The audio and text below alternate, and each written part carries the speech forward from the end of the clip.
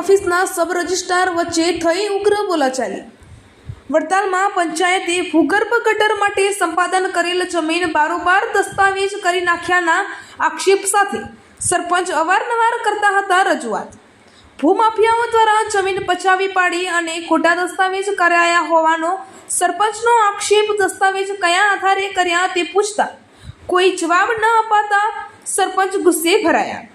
વડતાલ પંચાયતની 300 ગુઠા જેટલી સરકારી જમીન બારોબાર દસ્તાવેજ કર્યા હોવાનો સરપંચ પ્રકાશકુમાર ઠાકોરનો આક્ષેપ। 2022થી સતત લડી રહ્યા છે તંત્ર સામે સરપંચ અવારનવાર લિખિત રજૂઆત કરવા છતાં પણ નથી મળ્યો આજ દિન સુધી સરપંચને જવાબ। મારું નામ પ્રકાશકુમાર ઠાકોર, સરપંચ વડતાલ। અત્યારે તમે રજિસ્ટરની ઓફિસમાં આવ્યા હતા, એમણે જે આ સરકારી જમીન વેચી એમને પૂછવા આવ્યો કે આ સરકારી જમીન તમે કેમની વેચી, તો એમનું એવું કહેવું છે કે હું સરકારી જમીન વેચી શકું અને હું કાયદેસર રીતે જ સરકારી જમીન વેચું છું અને હું કોઈ પણ દસ્તાવેજ કરી શકું, એવું એનું કહેવું છે।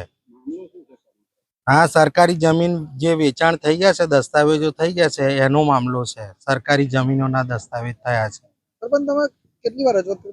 હું 2022 થી રજૂઆત કરું છું। 2022ની સાલથી 11મા મહિનાથી અહીં અરજીઓ લખીને આપું છું કે ભાઈ આવી રીતે ગેરકાયદેસરના વેચાણ મેં માર્ગદર્શન પણ માંગ્યું છે।